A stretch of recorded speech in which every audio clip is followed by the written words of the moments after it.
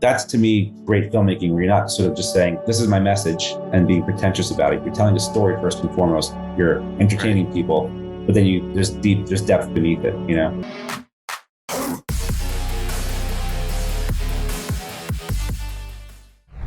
I'd like to welcome to the show, Steve Kane. How you doing, Steve? I'm doing great. Thanks for having me.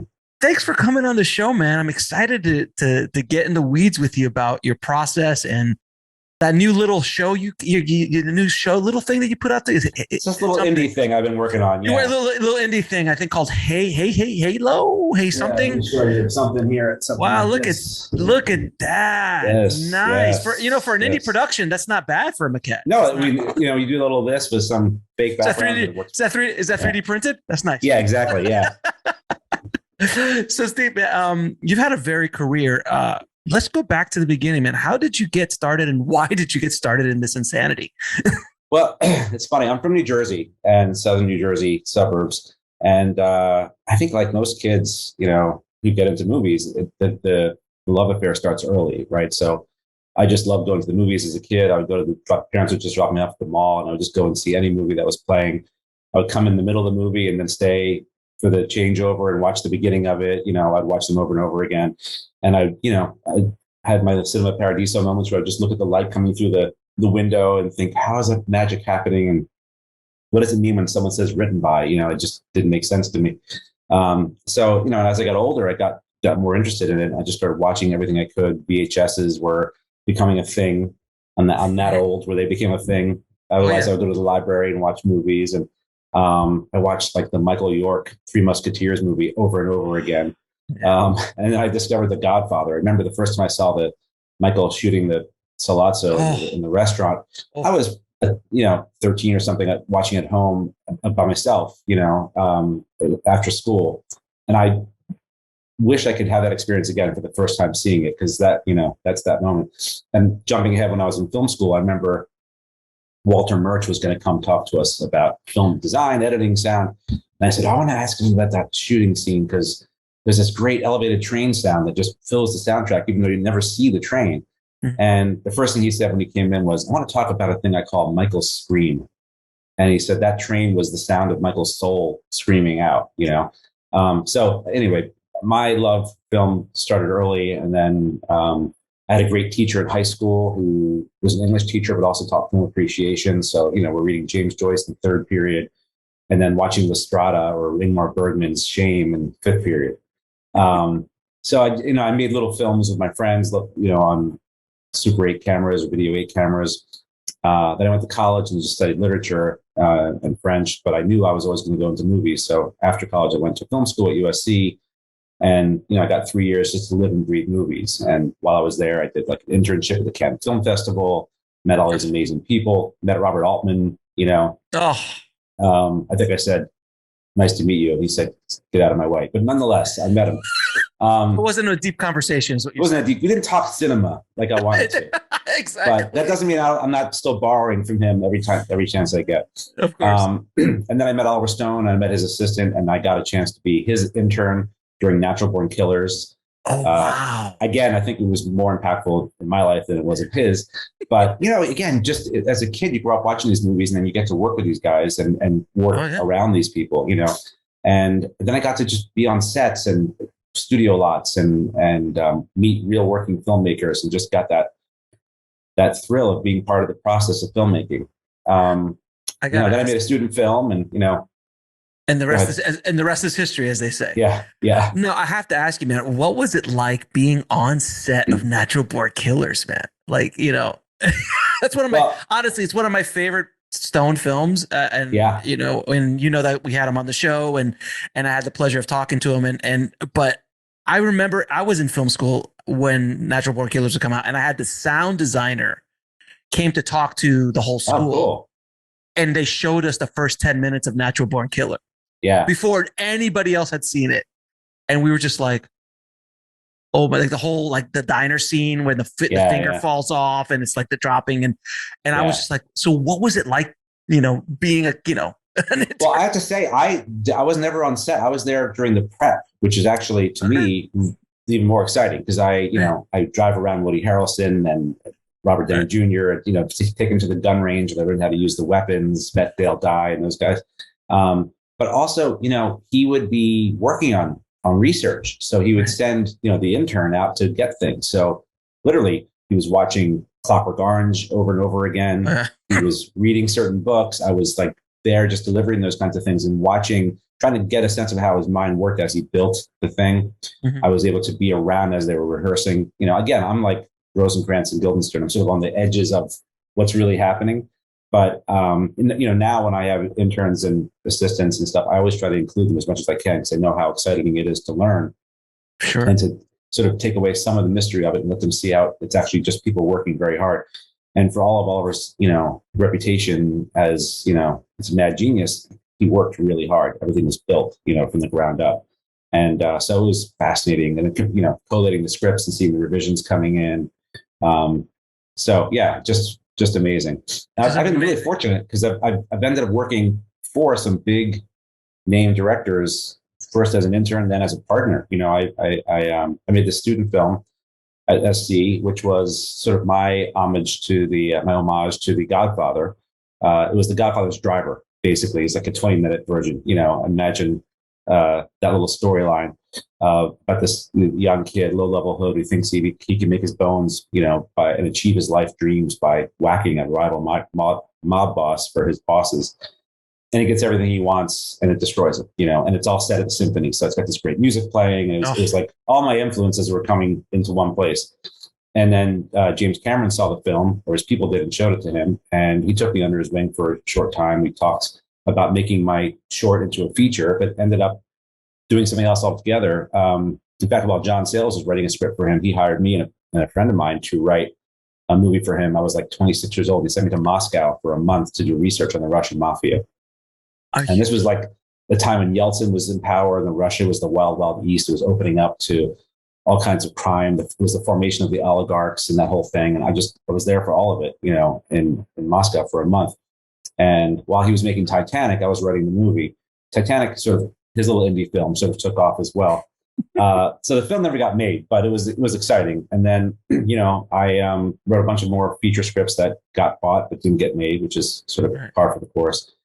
And as a person who actually likes to make films, it was very frustrating for me. So that's when a friend of mine said, you should try TV because you write something and they actually put it on the air not that long. They shoot it not that long after you write it. Right. And so that's when I made my switch and haven't looked back. But again, even in that regard, I've worked with Michael Bay on a show, I worked with Spielberg on a show. So all my heroes or the people whose work I just admire, I get to sort of be around them still, which is great. And now TV is so cinematic that I feel like I'm still making movies, So I have to ask you, what was it like working with James? I mean, that must have been James during Titanic. Yeah. So I was 26. His one of his people saw my film, invited me into Lightstorm in Santa Monica, his company. I'm waiting. I have a friend waiting in the car. I think I'm just dropping off the VHS, but suddenly he comes out to talk to me and he's like, loved your movie. And I'm like, I like your movies too, and, he said, what do you want to do next? I said, well, in my mind, I had a 10-year plan when I was 15 or 16. I'll go to film school, I'll make a film, and then I'll get to be a director, I guess. That's how it works, right? It wasn't quite that way, but here I was at the end of that 10 years, and I'm with Jim Cameron. And, he said, tell you what, I'll give you an office here. And at the time, I was working with a friend of mine writing stuff, so he brought us both in, and we had an office on the second floor surrounded by Titanic stuff, like a scale model of a ship, maybe 15 feet long, with little pen-like cameras that you can put into, so it looks like you're actually in a doll's house in a room, and pictures of, of the era and wardrobe. So I was around as he was writing the script, as he was casting Leo DiCaprio. Wow. It was amazing. But as far as my interaction, I pitched him stuff, and what was great about working with him, even working with Bay, like these people, they really work well with writers. They respect what you're doing and they want to help you achieve that. So, I didn't get a lot of Cameron's time, but what I got was valuable and supportive. And that's bold. Try that some more. That's a great idea. It was like being in a writer's room. It didn't feel like I was talking to executives or, it was just filmmaker to filmmaker, but with this great disparity at the time, of course. And ended up working on it for a year. I went to Russia. I learned some Russian. Again, these things happen. The film doesn't get made, but valuable experience. And, his watching his cuts, watching his work, having studied his work and then being around him, I took him with me, just like I took a little bit of Oliver Stone with me. I take these mentors and these lessons with me as I do my own work. So, you'd be amazed, or maybe you wouldn't be, when you're on the set of Halo or Last Ship or anything I've done, the directors come in and you're like, what, there's this great shot that Kubrick did, or this is a really cool shot that so-and-so does. Let's copy that. Let's find our own way. So, it's an ongoing process of learning and being inspired. And, I just still get such a kick out of it. It's a thrill. I mean, you have probably one of the most interesting beginning stories of like, oh yes, I was hanging out with Stone and I was interning on this and working with Spielberg and working. That's a pretty amazing. That's a great start to a career. And a blessing. I don't think I understood it at the time, because you're probably like, oh, this happens to everybody, right? Everyone. Well, yeah. I mean, I remember being in someone's office and thinking, you got a nice office, not really realizing I was talking to the head of the studio. I sort of just thought this is how it's supposed to be. And then I hit obviously rough patches and patches where you can't get arrested, I think, I get all kinds of younger people now asking for advice, and I'm just like, just don't give up, and always stay enthusiastic, and then knock you down, just get up again and keep trying. And so, yeah, I mean, it isn't like I've gone from success to success, but these are the highlights of things that I experienced, So as I said, when younger people come in, if I can give them a chance to have any kind of eye into what's going on, at the higher levels and inspire them, that's, paying it forward. Now, what was the biggest lesson you took away from working with all of these giants in the business? Was there that one thing that you're like, this is the common thing I see with all of these great filmmakers? Yeah. It's actually a lesson I keep trying to teach myself, because I'm naturally a very affable, collaborative person. And I think it's worked well for me, but it's also, it means I have to seduce and convince sometimes 1,000 people of the vision that I'm going for. And of course, you have to always compromise and you have to work together. And I'm not saying those guys don't do that, but what I was impressed with was their level of self-confidence, that at least whatever their demons might be, that everyone has their secrets, but whatever they have going on the inside, they evinced a sort of confidence of, this is the direction we're going to go. And you need that. You need to be a leader with a plan, because and have confidence and believe in yourself, even when things don't go your way. So even when you fail, don't turn around and destroy yourself over it. Somehow find a way to learn from it, improve yourself, but keep your ego and your strength of confidence in yourself, that there's a reason why you're doing this. And so, those are sort of examples. Usually they get, you hear about egos and sort of larger than life personalities. But I think to do the stuff they do, to be bold like that, there was one moment or two moments I saw Cameron. Again, I didn't get a lot of time with him, but where I saw some vulnerability. When he first finished the first draft of Titanic, he had this scriptment, this like 85-page.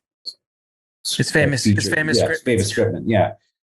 He finally finished the script. He had so much on his plate because he was already planning on shooting it. So the script was just like getting it off his chest. And he says, he walks by and he goes, well, it's done. I don't know if it's any good, kind of thing.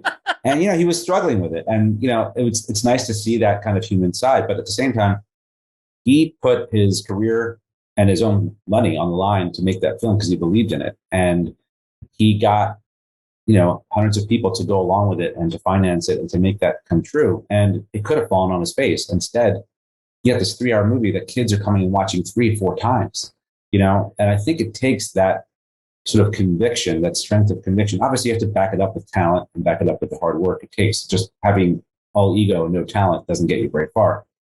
But I think the lesson I learned from the biggest players out there is that if you don't believe it and you don't show you believe it, no one else will. And the bigger you dream, the more you have to be confident that dream is going to work, because you're asking people to risk their own time and money and reputations to follow you, So I try to tap into some of that and not lose who I am and not be brusque or rude to people, but also recognize that sometimes you have to fake it till you make it too. Even if you're not sure it's going to work, you got to go forward and, find that balance between healthy ego, being a dick, being wrong, and so, yeah, I think those guys, they showed what having vision is. In film school, Milos Forman came to one of our classes because Ivan Passer, the great director who was very close with Milos back in Czechoslovakia in the 60s, they made films together. He taught a class and he brought in Barbara Schroeder, Milos Forman, Dustin Hoffman, Bogdanovich, just a lot of great people. And again, it was one of those things where I wanted to ask Milos Forman about the scene where they start the Requiem and they cut to Costanzi driving back in the coach, racing back to him. That's the first thing he brought up, which I was so psyched about. But we're watching it on like a DVD player or something, and all of a sudden he goes, "Stop!" And the whole room, stops. And I'm like, that's a director right there. He controls the room, And it's a weird thing because even writing, it's personal at first, but then it's not personal. Now everyone's involved in it, and if you don't stick to your guns and believe in it, no one else will. So I got inspiration from those guys. That's a great answer to that question, my friend. That was a very good answer. Now you decided to go into television because television, you get stuff done quicker, quicker, yeah. And as the old adage says, the money's in television. So the money's in television. Work is, it's the closest to a business. Yeah, it's the closest to a business you have. You're actually to a middle class existence, right? You can get a job, you can go to work, you can, Right, and it's as opposed to the filmmaker that makes one movie every 2 or 3 years. If you're lucky, right? If you're lucky. Otherwise, you're having lots of meetings to take meetings about meetings, and you're like literally like, "Oh, I'm very excited! Congratulations, that was a good meeting," Yeah, so, exactly. TV was definitely where it was at when I started. So when you got your first job as a staff writer, or coming into a room, what was that day like for you? Like, as I mean, you had already been writing, you'd been obviously hanging around with some reputable people, so you weren't a complete noob, but still walking into a room, it's like the first day of class. Like, who I don't know these people. Who am I going to be friends with? Who do I have to look out for? What's the room? Is the teacher cool, or is he not? He was cool when he hired me. Right. But it's kind of like that football coach is really sweet when he's recruiting you, but the second you get on the field, he destroys you. How was it for you on that day?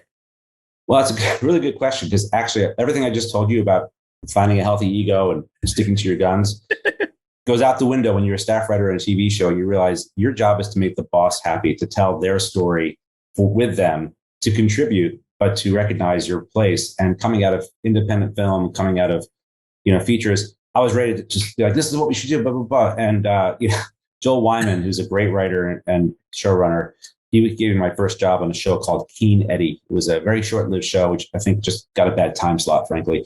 And it was set American cop in London, very stylish, very fun. And, I had just had a lot of enthusiasm. And so I was pitching. And at one point he said, we don't all swim in Lake Kane. And I was like, oof. Come on in, the water's warm, but that's rough. It was humbling, but we ended up becoming really close afterwards. But it was a good lesson. I think that the great thing about TV, if you're lucky and you can start at the bottom and work your way up, you actually learn the politics of a writer's room, learn how to be a contributor who doesn't, gum up the works. A friend of mine told me about a metaphor that people have used when you're in a writer's room. You're all pushing the rock up the hill, the same rock, and you either are pushing it or you're watching it go up the hill, but you just don't want to be the guy who sits on the rock. And I said, my question, of course, was, does it have to be a rock? That's the person who sits on the rock, right? So you learn to constantly adapt and adjust to what the showrunner is thinking. For him or her, they have a story they want to tell. You're trying to pitch to them something to make their story work. Sometimes it's a brand new idea that makes them think differently and they're just totally into it. And sometimes they're like, no, I want to go this direction. And so you learn how to be a civilized human being in a writer's room by being that kid who gets told to be quiet for a second and know your place and then work your way up and build trust. And so I learned how to be a showrunner by working on those early shows, especially when I got onto The Closer, where the showrunner, James Duff, and the producer director, Michael Robin, were such classy people, so collaborative, but at the same time, it was their show. So you learned how to write their show and how to produce their show. And they also let you go onto set. So you can, you're involved in casting and locations and and wardrobe and props and, working with the director. So I had a lot of experience in filmmaking that other writers don't, but every writer gets a great experience if you can get on a show that actually teaches you how to run a show. So by the time I got my first chance to pitch a show that I was going to run, I had all this experience in the politics of the writer's room, in how post-production works, how production works. And so I was extremely prepared for that. And again, having been at the lowest part, I know now how it feels. It helps me have more empathy for the younger writers on my staff. And I really believe firmly in promoting from within and giving people a chance. I've had several assistants become writers, become producers, go off to do their own shows. And that makes me really happy and proud. Now, can you discuss a little bit of what those unspoken rules inside of a writer's room? You mentioned the politics of the room. I love talking about the politics of the room because it's not something they teach you at school. It is something that you learn either the easy way or the hard way when you're in the room. So are there any kind of unspoken rules or advice you can give for writers, young writers, that if they find themselves, even if they're a writer's assistant in the room, whoever's in the room, what to do and what not to do? Yeah, I mean, part of it's just probably like high school, how to get along. But one of the things I was taught early on is it never has to be anything. The story doesn't ever have to be what you want it to be. There are many ways to skin a cat. Even if you don't like the idea, you can make it work if you can do something to make it work, right? So to be the person in the room who gets locked on and fixated on one way of going can get you into trouble, because now you're not being flexible, you're not being part of the group, you're not helping, you're just being the person who shoots things down. There's that saying in improv, yes, and, so it's that idea of, okay, that, and what if we do this? And that could make that work. And maybe you're solving 6 problems at the same time. You're not focusing on the problems, you're focusing on the story. Other ones are, don't pitch the problem, pitch the solution, which actually I think works in lots of businesses. But, you can say like, I don't like the way the story's going. I don't like it's too easy the way he finds this and that. Okay, well, great. Thank you for your criticism. Any ideas? So you try to say, I'm struggling with this moment, and here's how I'm thinking that we can make it work. Or admit, I don't have a solution for this, but this is bugging me. I'd like to maybe ask if we could talk about it for a couple seconds, and just, being respectful, catching the mood of the showrunner who's got, a million things happening at the same time. I know from my point of view, you keep leaving the room to be told, we just lost the actor. The set just burned down. They're shutting it, whatever it is. You come back into the writer's room. There's a pandemic. There's a pandemic. Exactly. You don't want to come back into the room and have some guy going, yeah, I don't like the story. You're like, no, tell me how to freaking fix it if you got a problem. Otherwise, this is the way we're going. Act 2 is horrible. I don't even, this is horrible. It's horrible. Well, yeah, and exactly. And, like any skill, when you first do it, you're very methodical and deliberate about it, and then it becomes second nature. So at this point, I can pitch a scene that is probably doing 9 things at once, but I'm not elaborating on what those 9 things are. But when I have younger writers, I try to explain to them that this allows us to push the story forward, to get back to this character, to solve that plot hole, to give exposition here. Now let's bury the exposition. So there's a lot of skills that you can learn if you're open to learning them. And again, you could be the greatest writer in the world. You can still learn a lot from being in the writer's room. And you can also recognize that production needs will change your story in a heartbeat. Literally on Halo, we lost an actor the day before shooting a big episode. It was an actor who not only was important to that episode, but who had been established in the previous episode as being important.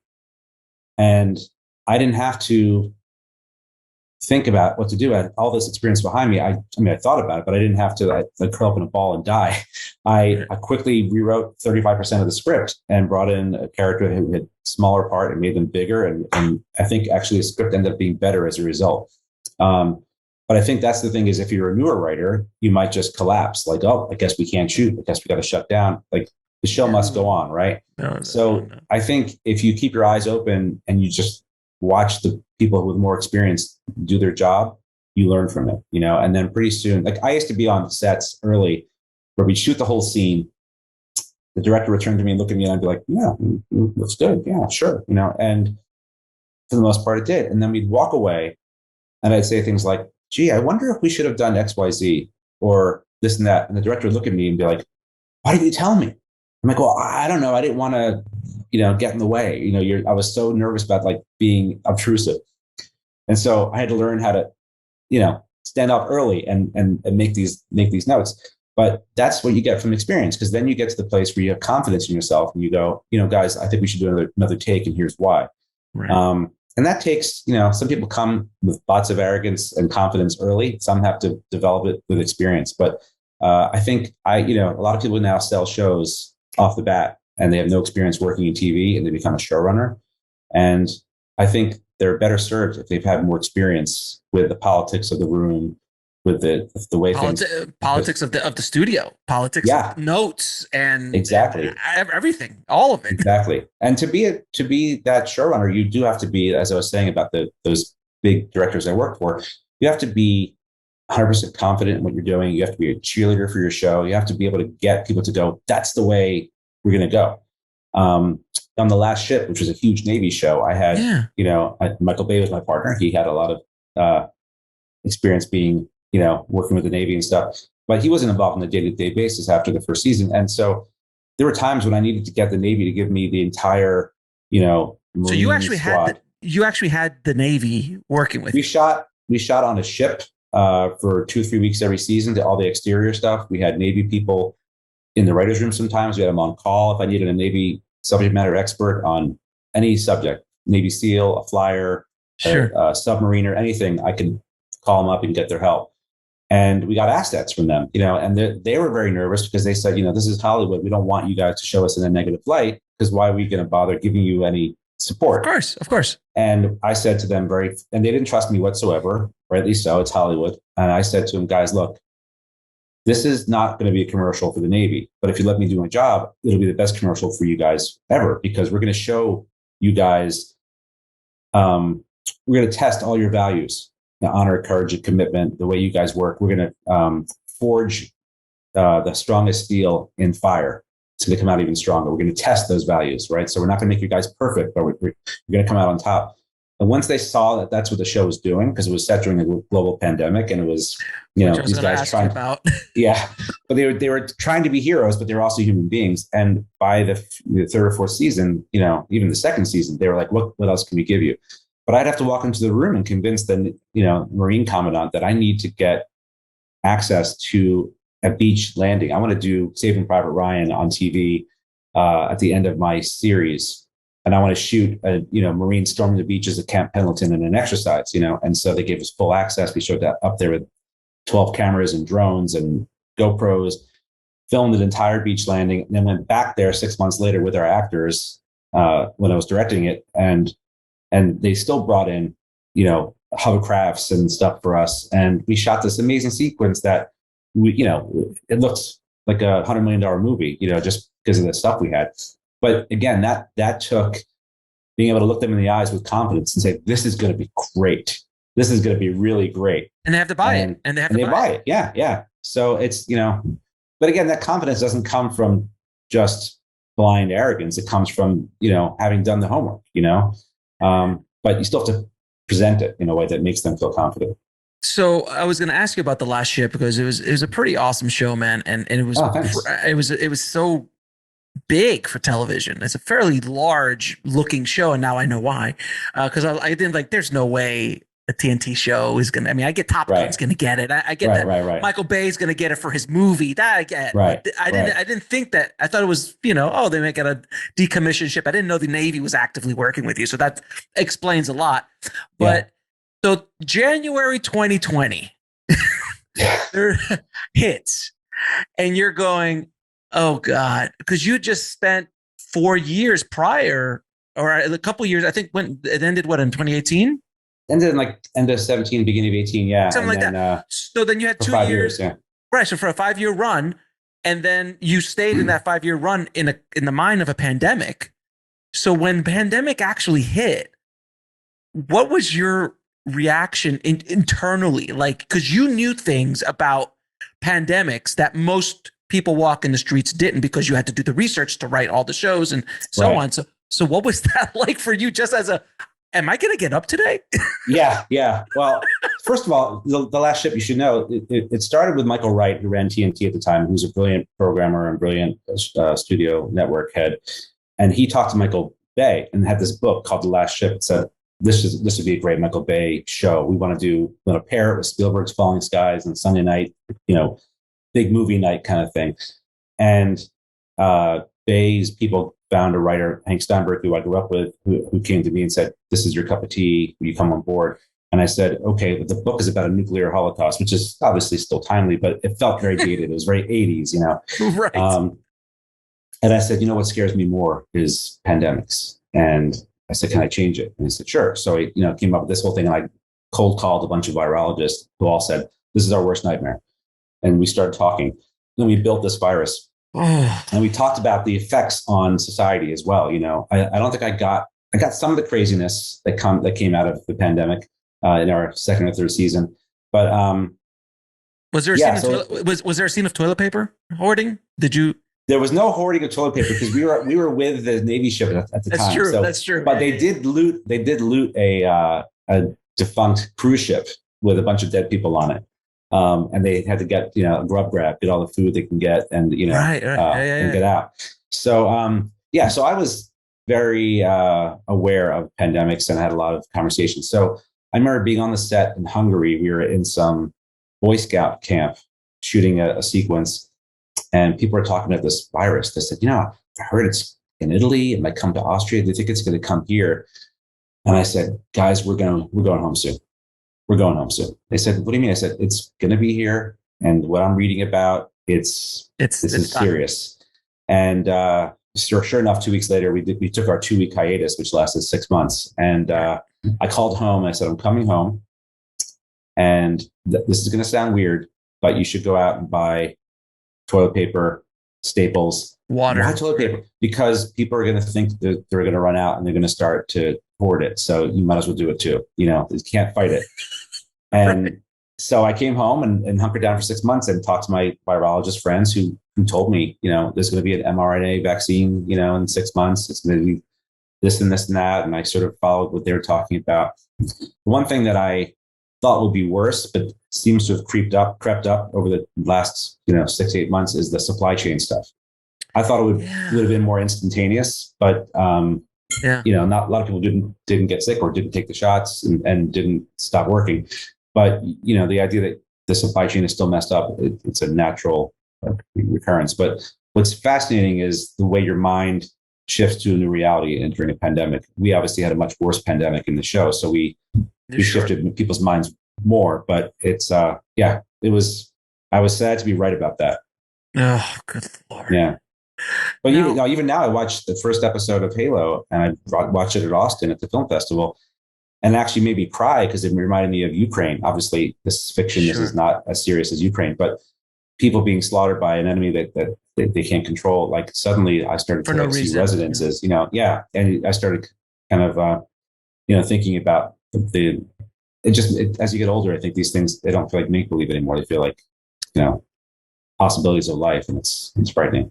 You start thinking about your kids, and you start thinking about like the next generation, and you're like, there's a shift as you get older where you stop thinking about yourself only, because you're like, okay, I'm past my 20s now, and you just know a little bit more because you just walk the earth a little bit, like Kane. Yes. Kung Fu. You've walked the earth a bit more, and you're like, wait a minute, how is what I'm doing now going to affect my kids? And then you just get my grandkids. And that's when it starts getting, so you start thinking about things, and what's going on now is just horrific. And, I don't want to get into that because that's not the show, but on a bright note, speaking of my kids, after we had the LA premiere of Halo, we showed 2 episodes, and my 16-year-old and my 18-year-old were there. And afterwards they both said to me, "Good job, Dad. That was really cool." So when your kids think you're cool, that's better than an Oscar. Yeah. And then I did a dumb dance. They're like, nope, never mind. Not cool. Not that cool at all. Yeah. Not cool at all. I don't think you could. I mean, I always wonder, like, does Brad Pitt's kids think he's cool? Right. Like, does, these cool icons, do they think their kids think they're cool? And they're like, no, they're just nerds. Yeah.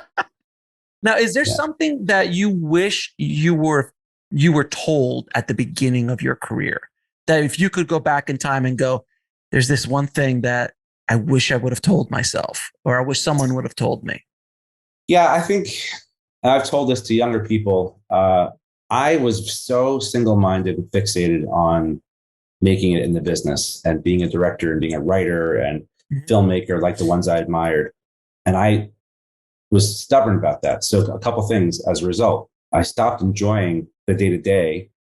Imagine being in your 20s and not just realizing I'm in my 20s. This is awesome. Nothing hurts. Oh my God, I wasted my 20. Is it? Right. I started Steve Harvey say something which was so brilliant. He's like, you waste your 20s and you make so many mistakes in your 20s that you end up your 30s, you end up fixing all the mistakes you made in the 20s.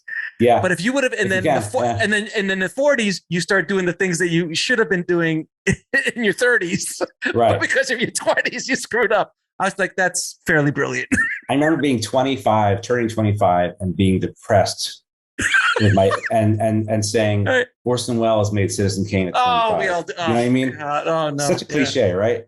And so Spielberg at 27 did Jaws. Oh yeah, we all do it. Right. And and isn't it so stupid? We all do it. All filmmakers do it. We all click the times. Like, well, I only got 2 more years before 27, so I better hurry up and make Jaws. Yeah, exactly. But so I look back and I go, but you know what? Look at all the fun things you can tell, like working for Oliver Stone. I have some great stories, right?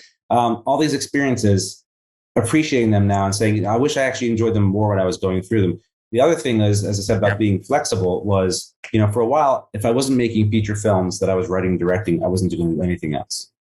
And then as reality hits, I literally found myself, because I had a young family, I was making industrial videos for cancer hospitals and engineering schools at USC, and thinking, am I going to be the, James Cameron of industrials fundraiser dinner videos, but you know what? As a result, I actually learned. That's where I met my first virologist, and I got interested in that stuff. So I learned stuff that I brought to my writing, but also going to TV. I thought I'd never do TV when I was going to be a young filmmaker. TV was taboo. I mean, let's be honest. Right, like when we were coming up, TV was like, TV's like, you go there if you got nothing else to do. Right. Where now my point is if you exactly, but if you're flexible to things, you find yourself getting alternate routes to the same place. So I wanted to direct. I made this film. I was going to be a director, and then I was getting work as a writer, which was, again, how great is that? But at the time, I thought, but I'm a director too, And so my directing was kind of put on hold, and so I didn't get my DGA card till my mid 40s, And I was like, I can't believe I thought I'd be a director, and I'm just a writer of these giant shows. Right. But then when I got to be a showrunner and I got to be really, in charge of the whole process, directors are working with me, everyone, and I'm able to tell, because I feel like filmmaking is, writing is the most important part of it. Without that, you don't have anything to work with. But it's if it just lives on the page, it's not really a thing. It's like an opera. It's got the music, it's got the sound, it's got everything, And so being a showrunner and doing these shows allows you to be the filmmaker in a very full way. And then I got to direct. I got to hire myself as a director anyway, eventually.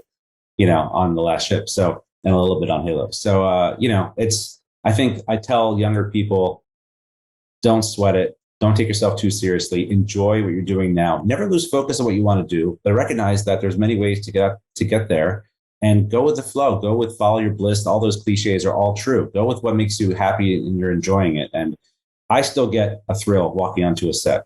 It's always. If that thrill goes away, then I'm going to quit, because everything else is so hard about the business that I only do all that to get back on the set. So if the set's not fun, then I'm going to do something else, And as a filmmaker, you work, like we said earlier, three years to be on set for, if you're lucky, 45 days. And that's a hell of a nice budget. If you're in a studio, it's 60 or 90 days.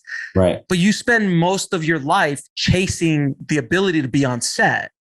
Yeah. And television's a little different. And television, you could be on set all the time. And I think that's a really much nicer place to be. I do like that you said that in your 20s, nothing hurt. People listening who are in their 20s, enjoy it. Yeah. It will end. Yes. Yes. Go to Taco Bell right now at 3:00 in the morning, eat whatever you want. Yeah. When we were in Hungary filming, I was like, can I get a salad? And my script coordinator, who was like 29, was eating like goulash and pork this and rooster testicle. And I'm like, how do beer. you do that? Yeah.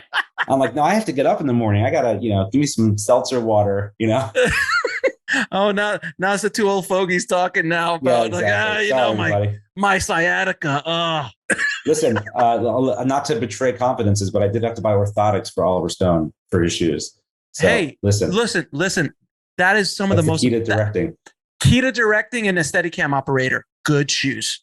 Right. Good shoes. I talked to the guy who created the Steadicam once. I was taking a class up in Maine years ago, and he was teaching the class. And I go, "What's the best advice you could give a Steadicam operator?" He's like, "Good shoes." I was like, and as you're on set, you realize. I mean, I directed on set with bad shoes. Yeah. Ooh, because you're 12 hours sometimes. Yeah, easily 12 hours. Camera operators are my heroes on set. Yes. I've seen. It's like Ginger Rogers. They do it backwards and in heels. They're running backwards, being shot at with blanks and stuff. They're catching the shot. And the great ones, they know how to tell the story with the camera. They're great partners on the set. I mean, I just love the whole process. So let's get to that little independent film thing that you just did, Halo. There's been it's beautiful maquette. Halo has been in development for since basically the damn game came out. There's so many different, directors and projects. It's going to be a feature. It's not going to be a feature. It's this or that. And it's come and gone so much. So when I gave up on it, I truly it's going to be in production hell or development hell forever. Right. So then when I saw the news that you were doing it, I was like, I still don't believe it until I see a trailer. Because I've been burned before. Sure. So how did you get Halo? Like, that's a pretty big, feather in the cap, man. Because everybody wanted to do Halo. Some of the biggest filmmakers in the business wanted to do Halo. So how did you come to? How did Halo get dropped into your lap, sir? Well, it kind of did, actually. I mean, I had been following the project's development like everybody else, hearing about it. And actually some friends of mine were writing scripts for it at one point when I was doing The Last Ship, and I was kind of jealous of that. But I was busy. And The Last Ship had ended, and I was developing and working on my own stuff. And my manager, my agent, called and said, "Look, they're making the show. The guy who they were working with does not want to continue, does not want to go to Hungary to make the show. And, he's been working on stuff for a while, but there's still a lot of room for you to come in and do something. Would you be interested? It might mean going away for a few months to Hungary." I didn't realize it would be 2 years. Yeah, I was about to say, you don't go for a few months for production in Hungary. Right. So I was like, okay, I didn't know what I was getting into. And, but I walked into a situation where you could feel there was a lot of history in terms of the development process. Yeah. And I had to put that all out of my head and say, this is the show that I think we should make. What you have here, you have a lot of great stuff. Kyle Killen and his team did some really good stuff, which I kept a lot of. He's a great guy. We had a good partnership for the time we overlapped. But I said, look, to make this thing work, both story-wise and production-wise, these are my opinions.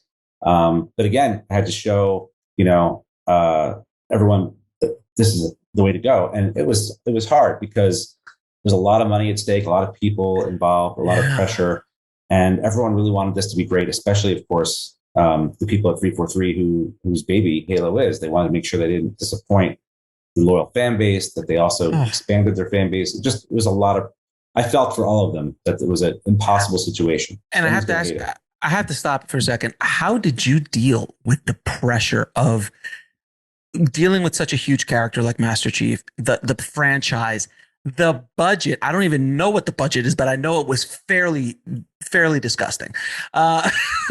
So that pressure on the showrunner, how can you be creative in that scenario? I mean, I know you're built for that. I mean, the last ship was no joke either. Right. It was big. Yeah. It was a big show, but this is we're at a whole other level here. So how did you even function, man? Seriously. I compartmentalized. My body did a lot of the reacting for me, where my mind ignored it. So suddenly I'm like, what is this rash? Things like that, like, why haven't I eaten anything? But no, honestly, I was alone a lot in Hungary too. So I was kind of homesick. It was emotionally and psychically difficult, but I think what I always focus on, no matter if the show is, $10,000 or $10 million or whatever, it's still about, how do I tell the story? So, making a big show, you just have a bigger budget to play with, right? So if you're a family of four with a fixed income and you have to make sure you can have food and gas for your car, that's what you do. If you're now a billionaire and but now you've got 17 houses you have to manage, it's just bigger problems, right? But it's the same issue of like, okay, we have X number of days. What you've written is going to take 5 extra days. We can't do that. Can you rewrite it and make it shootable? That happens even when you're doing a $3 million show or a $1 million show. So you focus on the stuff you can control, which is the filmmaking process. You try not to take on everyone else's stress as your own. It's hard because I'm an empathetic person and I feel the stress and I know they're counting on me. So I honestly don't know. I think I just did a lot of compartmentalizing, focusing on what the work is for today. And also, again, it goes back to having that joy, because like when you walk onto the set, instead of looking at the hundreds of people on the set and all the equipment and, oh my God, is it going to rain? I think, holy cow, we thought of something that now we're shooting it. Now a man is jumping off of a mountaintop with a hook, landing on a styrofoam purple thing that's going to eventually be a spaceship. You know what I mean? Like, so you focus on the exciting stuff, but I'm not gonna lie to you. It was balancing the desires of 13 different partners, all of them there before I got there, vested in this show. Last Ship, the first season, was also stressful because it was a big swing for TNT, Michael Bay show, blah, blah, blah. Everyone was watching everything we did. Navy was on our butt, making sure we were not making them look bad. So it was similar in that regard. That the bigger the arena you play in, the more pressure you're going to get. But if you look at it the same way you look at making something small, in terms of this is what I can control, this is the creative, you just you can get through it. But I remember at one point saying to the people at Showtime about the budget, they had given us a number and we were over that number, and I said, well, just give me a number. And they go, we did give you the number. I said, oh, you were serious about that number. Okay. All right. Well, we'll figure it out, and we cut the budget and, it's just about like, honestly, I want to go from here to there. How am I going to get there? And everything else is just an obstacle to getting there. But, you're not alone. You have tons of people supporting you. You've got a crew, which is amazing. You got producers who want to make this thing work. No one wants to shortchange the show. So, it's my job. There was one sequence in an upcoming episode where half the show is supposed to be shot in snow. Oh, that's outdoors in snow, driving these warthogs, having conversations. Nothing about it made sense practically. And frankly, the story wasn't that exciting to me anyway. So I said, why don't we save $10 million right now? And we'll shoot that entire sequence, that whole storyline. I'll change the storyline, same principal idea. We'll put it all on our sets. We'll focus on the characters. We'll use this as an opportunity for these characters to get to know these characters and really enrich and deepen the emotional stakes. And we don't have to be outside. We don't have to look for snow. And literally we'll save millions of dollars. And so that's the kind of decision-making process that happens in every show. You decide like, well, if we shoot it outside, on the Last Ship, I used to make these giant opening episodes and we'd be $2 million over budget from the first day. And everyone's like, oh my gosh, we're out of control. And I'm like, guys, don't worry, because the fourth episode, I've already planned it. We're going to be in the ship the entire time at night. Literally no visual effects, no guest cast, no extra sets. We'll shoot it in 9 days instead of 12 days. And we'll save $1 million in one episode. Of course, they didn't at first believe me. But once we did that a few times, they started recognizing, okay, at the end of the season, he's going to be net zero. And we actually ended up being on budget the entire time.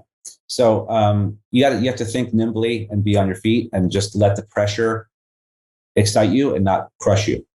There are definitely times when I wanted it to crush me, but I think, or I was going to let it crush me, but I think you just got to keep your eye on the prize and just say, okay, I can't go left, we'll go right. I can't go up, we'll go down first, then we'll go up. And, usually, like when I said, when you lose an actor the day before shooting, you pivot. And in the end, sometimes that makes it even better. I found that it always, at the moment, it's the worst thing that could possibly happen to you. If you lose a location, you lose an actor. Every time throughout my career, it always ends up being better. It always ends up doing something that you never in a million years thought of. that's so much better than what you had in mind. I've never lost something and just like it ruined it. Yeah, I never had that happen in any of my projects. So so all those cliches are true. Like you asked what the advice you give people. Again, that making lemonade out of lemons. Absolutely. Is a big one. The COVID was a huge blow for the whole world, and it shut us down, and it cost the studio a fortune. And they were such champs about making sure we stayed safe and bringing us back safely. And it was hard. We were in Hungary now, couldn't go home. Family couldn't visit me, couldn't visit people at night. We had curfews. So I was literally in a van with a mask, going to work, going home, barely having any social interaction, but we pulled it off. But even so, the 6 months that we were shut down, I used those 6 months, we all did, to get visual effects, to get editing done, to re-examine the scripts and rewrite them. So we took a terrible situation and we spun it and made the most of it. And I think the show actually is better for it. Again, I would never trade that.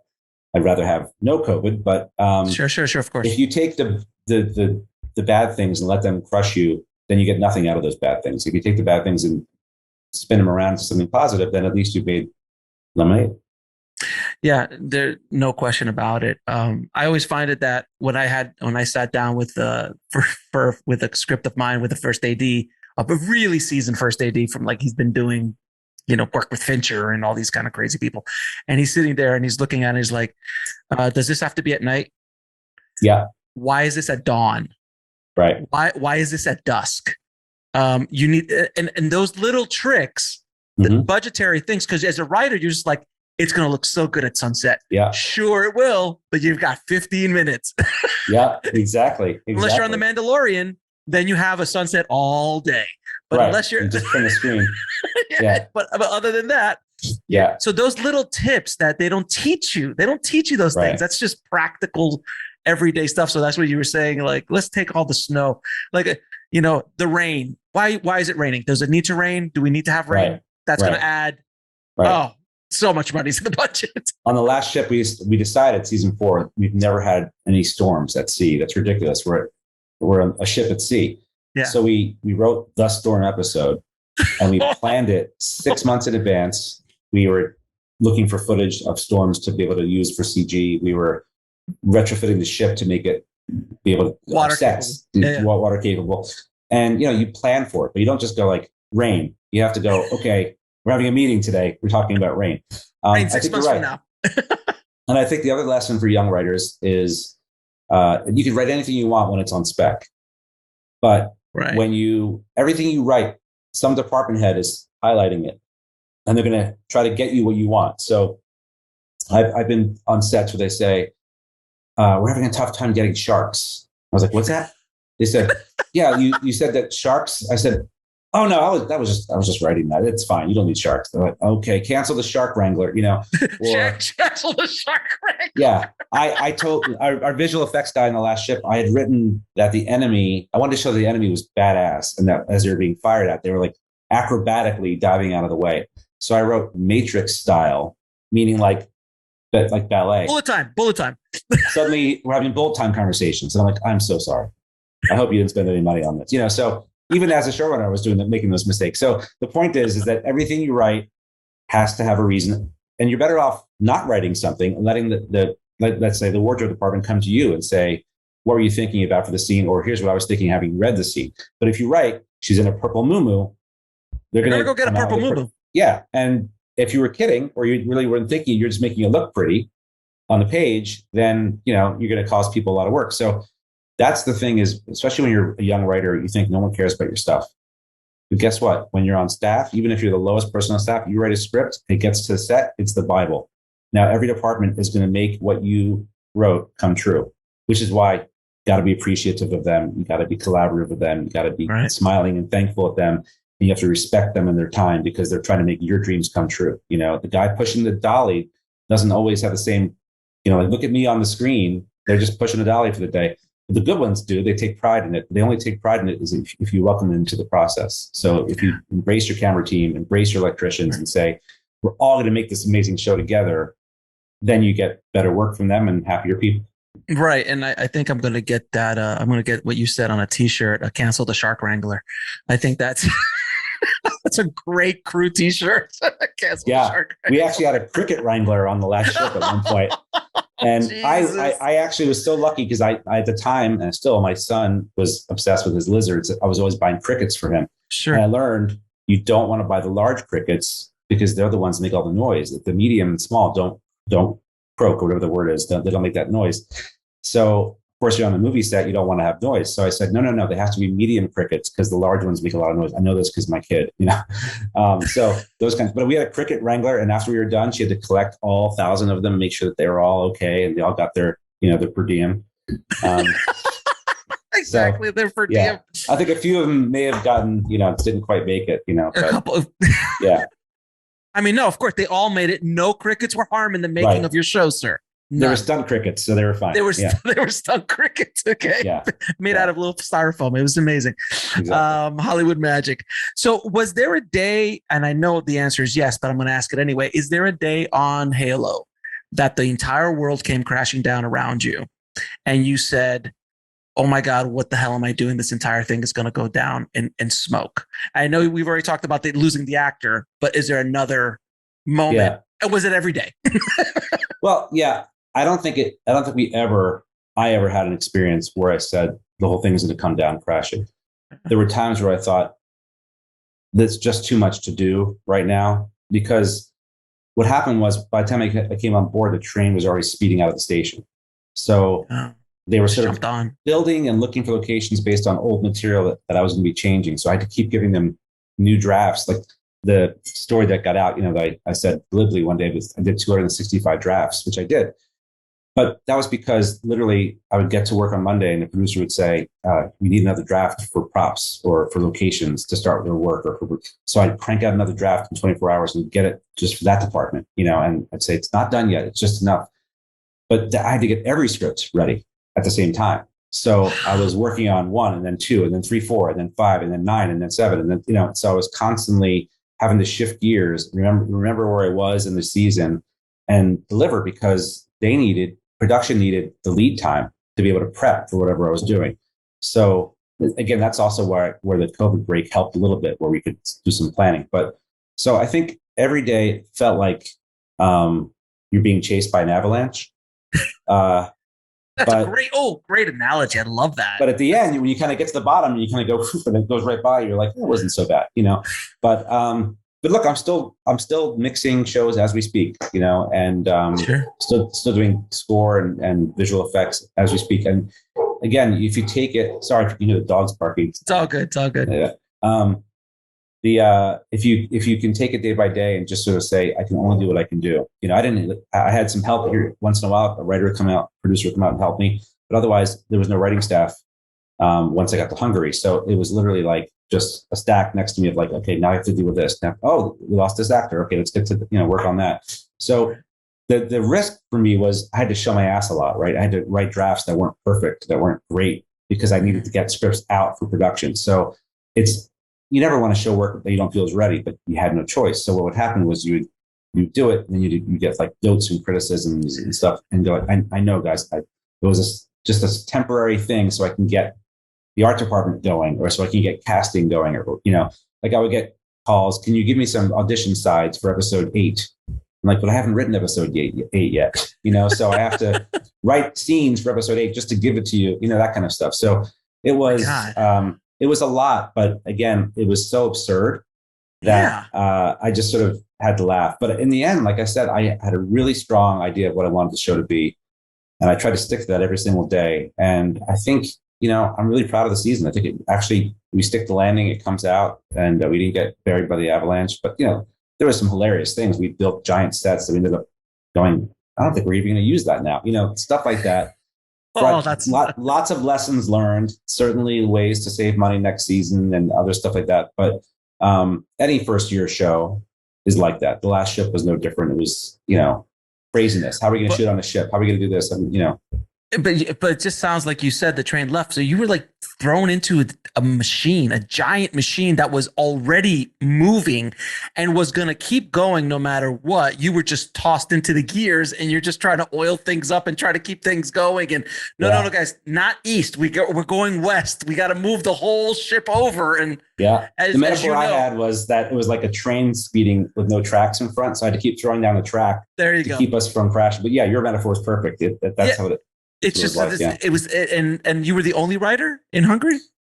Yeah. So when I first took over, I grabbed 2 writers that I was close with from the last shift days, and had 3 weeks just to sort of go, okay, well, how are we going to redo this because the scripts aren't lining up and the story, And so we worked in LA for a few weeks. Then I went to Hungary, and then it was just you. And then it was just me. And then I would beg them, and I would get one of the writers, Katie, would come out for a couple of weeks, and then we'd send her home, and then we brought in another writer for Mickey Fisher, great guy, for a few weeks, but then he wasn't going to be able to stay. And so, a young woman came in, and I said, she'll help us work on the Cortana stuff. And then, it was a 2-week deal or whatever. So it was a lot of like piecemeal. It wasn't like I had a staff that was like, okay, you're covering episode 1, you're covering episode 2. It was, I think there was a misconception that, well, the show is fine. It's going to be fine. It's already written. You're just going to manage it. But it turns out it wasn't already written, and it was a lot of story to tell and to make. So it was like, you remodel your kitchen and go, well, now that the kitchen's so nice, living room needs some work. Looks horrible. And now that I'm sitting here, what the frick is that on the wall? So it became sort of a full-on remodel, tear down. It was a tear. What originally was just a bathroom. My predecessors, right? Before it was just a bathroom, but then all of a sudden, if the bathroom looks so nice, the kitchen looks horrible now. Now the kitchen looks so nice. Yeah, I got to do the second bedroom. Like, by the way, none of this is to criticize any of the people who were working on it, because it was just different. The show had to get made, and honestly, it's such a tough show that you could sit there and ponder every decision until you're paralyzed.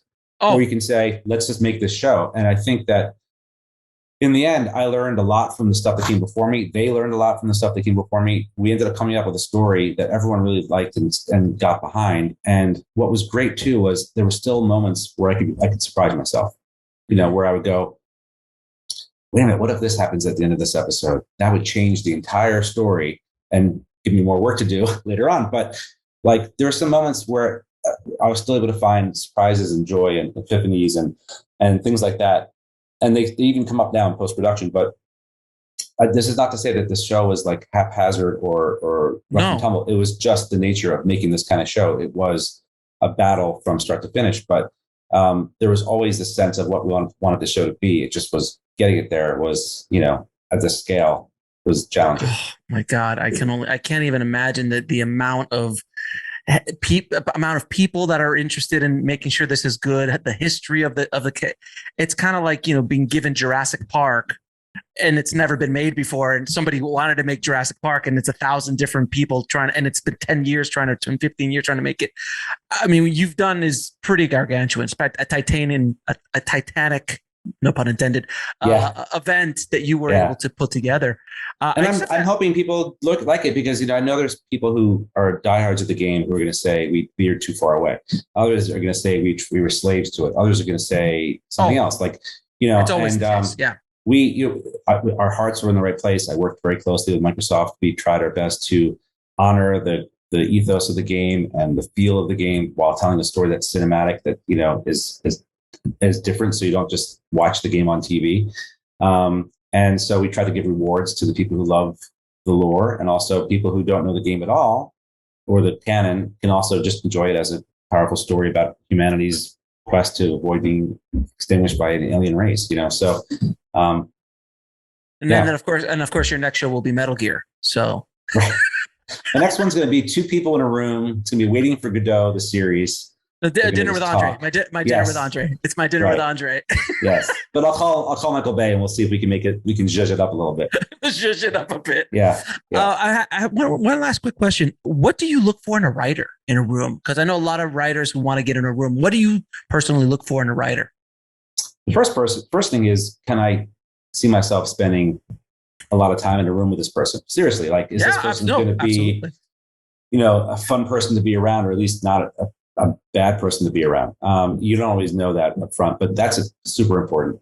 It's a little bit like, getting a baseball team together or a basketball team together. You look for, like, is this person a good shooter? Is this person a good runner? Is whatever.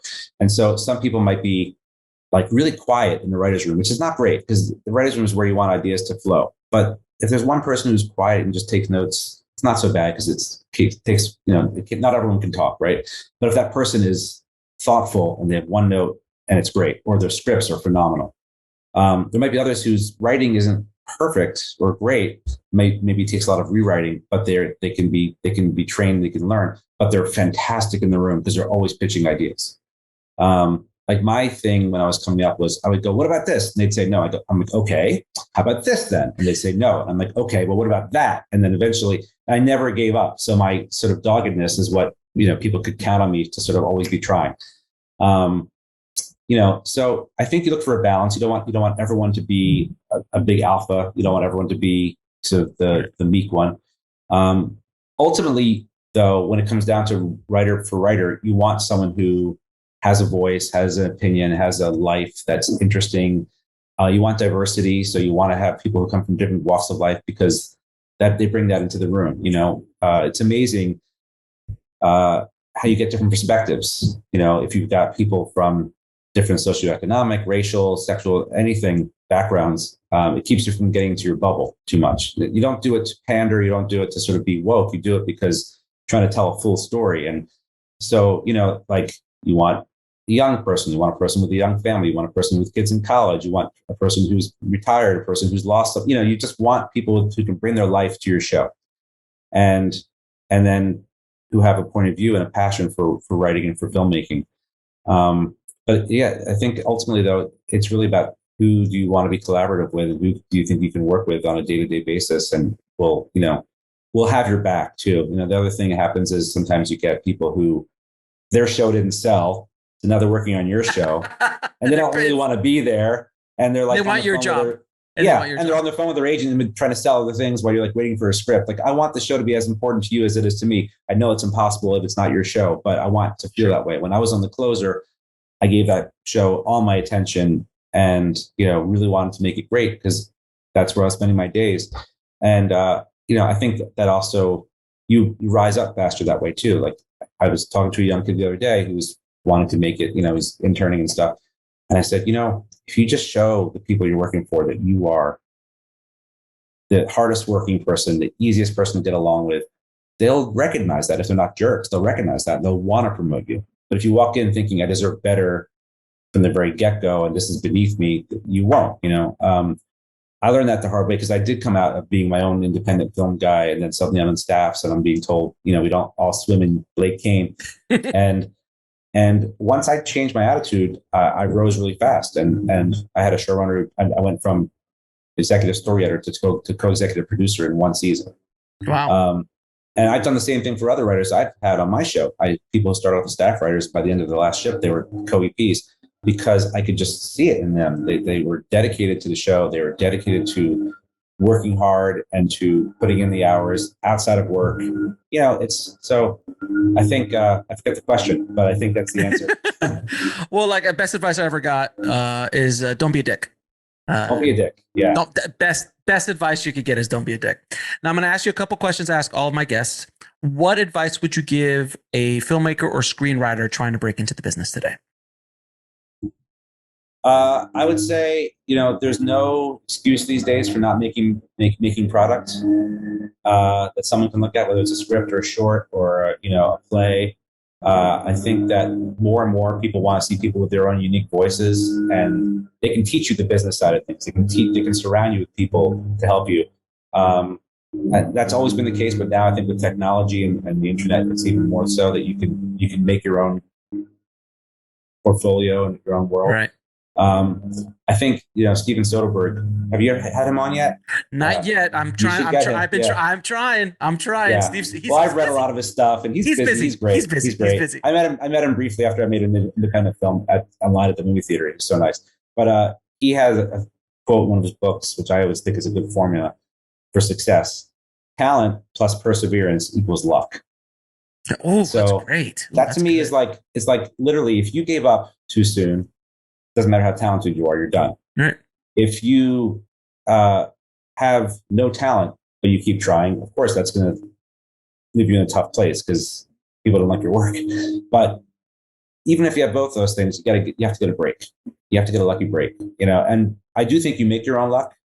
I look back on things. I've made plenty of mistakes, but I'm not here to talk about those. But no, I remember being in film school and I was working on a little Super 8 silent film, and this young woman I was working with, she was applying to the Cannes Film Festival as an intern. I'm like, that sounds cool. How do I do that? I applied. I did not get the job. I called the guy up. He was a publicist, and I said, "Come on, you got to send me. I speak French. I'm a film student. I can be helpful. I can be a translator, whatever you need." Got the job. I went there, ended up meeting Oliver Stone as assistant. Like little things like that kind of work out if you don't give up. I also had several years where I couldn't get a job. I couldn't get arrested. I would get a freelance episode of a show, but I couldn't get staffed. I would have great meetings, but then nothing happened. And then, actually, when I got the job on The Closer, I told the story a million times, but I met the showrunner, James Duff, after having a long week of rejections. And I was like a complete mope in the interview. I was like, whatever, that's great. Sure. Nice to meet you. Yeah. I'm sure I'll get the job, but whatever. Thanks for the free water. And he, for some reason, we still talk about it to this day. He called my agent and said, "What happened to this guy?" And they said, "He's just going through a tough time. He can't get a job. He's so good. We think he's great, but whatever." He's like, "Well, please have him come back and be normal. I want to make sure he's not crazy because I like his writing." So I went back. I was myself. I pitched some ideas, and I ended up working on the show for like 7 years. Wow. And we would joke about like, "Why'd you do that? Why'd you give me a second chance?" And he's like, "Oh, I couldn't have done it. I'm so glad I did. It was good for me." I said, "Well, it was good for me too." So, you don't get down on things. Don't take things too hard. Every setback is only a pause before the next success, and literally be resilient. Just bounce back. Be nice and be resilient, because eventually someone's going to notice that and you'll get your shot. Now, what is the lesson that took you the longest to learn, whether in the film industry or in life? Still working on it. I'm still working on, not getting too down on myself when things don't go well. I'm still working on, as much as I present to my partners and my crew that this is the best thing ever and we're going to do great, there's always that doubt of, is this really a thing? Imposter syndrome. Imposter syndrome. And, at one point after we sold The Last Ship, one of the producers turns to me. I sold it in the room. Literally, Michael Wright said, "Let's do this. Let's shoot this as soon as possible." One of the producers turns to me afterwards and says, "Is this really a show?" and all of a sudden I'm like, "Well, wait a minute. I have to write this." So and I don't need to hear that because I'm already hearing that myself. I'm hearing my grandmother saying, "Are you making a living?" Like, that kind of stuff. Like, why don't you get a real job? Yeah. So the last thing I need to hear is that you're an imposter. So it's hard sometimes because you really are putting yourself out there. I mean, in fact, the most frightened I've ever been was when the stakes were so low. I wrote a couple of plays, one-act plays, and they were put together as a show in LA. I ran for like 6 months, like 10 years ago or more. And, a small theater. And I remember being in the audience and being so anxious, couldn't sit still because I felt so exposed because it was me. I wasn't on a staff. I couldn't say, well, my boss rewrote me, or, this is what the network wanted. And it was my personality on display, my quirks on display, my thoughts on display. And, it felt so great when people liked it. But at the same time, I hated the fact that I had put myself out there to be so vulnerable. But at the same time, that's what you have to do, right? And so how do you protect that piece of you and still present to the world in a business where, people are cruel, or, God forbid, you read the reviews. You work on something for 3 years and someone goes, "Yeah, it was all right. They should have talked to the Navy, or they should have talked to," like, what? So I think that's something I'm still learning, is how to keep a thick skin and also keep that part of you. I look back at that kid who used to read film comment at 15. Oh, wow. I want to be Ingmar Bergman, or I'd want to be, and I think, who's this kid from New Jersey who thinks he could be Ingmar Bergman, right? So, you just gotta keep faith in yourself and surround yourself by people who are supportive and loving, and, you know, and then turn around and hope that your kids like your work. Exactly. Yeah. And last question, 3 of your favorite films of all time. I would say Amadeus, Barry Lyndon. Oh, wow. And I would say the toss up between, this is a little pretentious, I know, but Ingmar Bergman's Persona or Godard's Contempt. Like when I want to get super inspired again, Amadeus, because I just love music. I love the way that the film is directed. I relate to Salieri too much sometimes. I feel like a fraud. You know? I think we all do. Yeah. Barry Lyndon, I keep putting it on for people and end up watching the entire thing with them. It's the beauty of it. And then I love Persona and Shame by Bergman, because they're just so stripped down. They're just about the faces and about the interpersonal stuff. And like, I've borrowed from those movies in ways you would never expect for the stuff I'm making. And then the other kind of sort of North Star for me has always been Hitchcock, because I like making films that are entertaining and popular, and like you can eat popcorn and just enjoy them, but that if you wanted to, you could look deeper and find something into them. Like you could write a paper about them, you know, like Rear Window is a perfect example. It's just this great mystery story, but really it's about one guy who can't commit to a relationship, right? And he's paralyzed because of the cast. He's this beautiful woman who wants to be his girlfriend or wife. And what does he see out the window? He sees the young newlyweds. He sees Miss Lonely Hearts. He sees the sad sack. He sees the playboy. He sees the young couple doting on their dog like it's a child. All these things are sort of built into the story if you want to go deeper and realize the metaphors, but it's also just fun. And I think like that's, to me, great filmmaking, where you're not sort of just saying, this is my message and being pretentious about it. You're telling a story first and foremost. You're entertaining people. But then there's depth beneath it, you know. It's amazing that Amadeus and Barry Lyndon are the favorite films of the guy who just put Halo out. Like, that's awesome. That is an awesome, because, you know, it's like, you know, Blade Runner and this and that and stuff. Yeah, that goes without saying. I mean, that goes without The Godfather. We could deal with we can list them all off, but it wasn't a sci-fi heavy list, and that's what I love, because that's where you get the more interesting stuff. Like, you know, if you're going to do sci-fi, when you start colliding genres and colliding ideas and, you know, things like that is remarkable.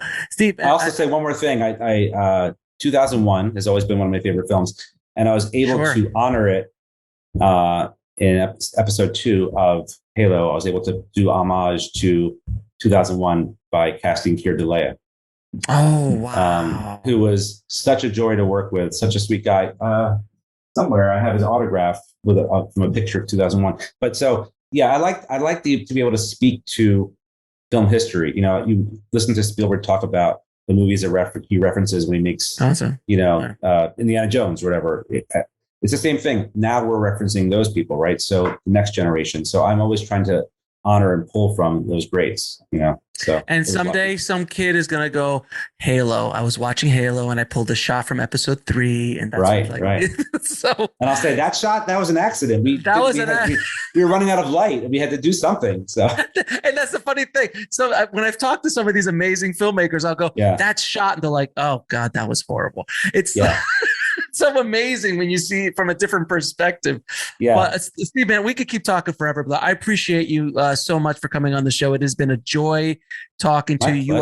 You are immense, sir. You are immense. So I appreciate that. I appreciate you, and thank you for getting Halo out, man. Finally bringing it out to I hope you all love it. And honestly, I'm honored to even have been invited on the show. Looking at the people you've spoken to before me, they're all legends. Oh, so thank you, man. It's a thrill to be even part of this, but I hope that I helped add to the conversation. And, you know, to anyone out there trying to get into the business, you know, welcome aboard, man. It's great. It's a great ride if you can get into it. Thank you, my friend. Thanks for watching. Click on one of the videos below to continue your journey, and don't forget to subscribe.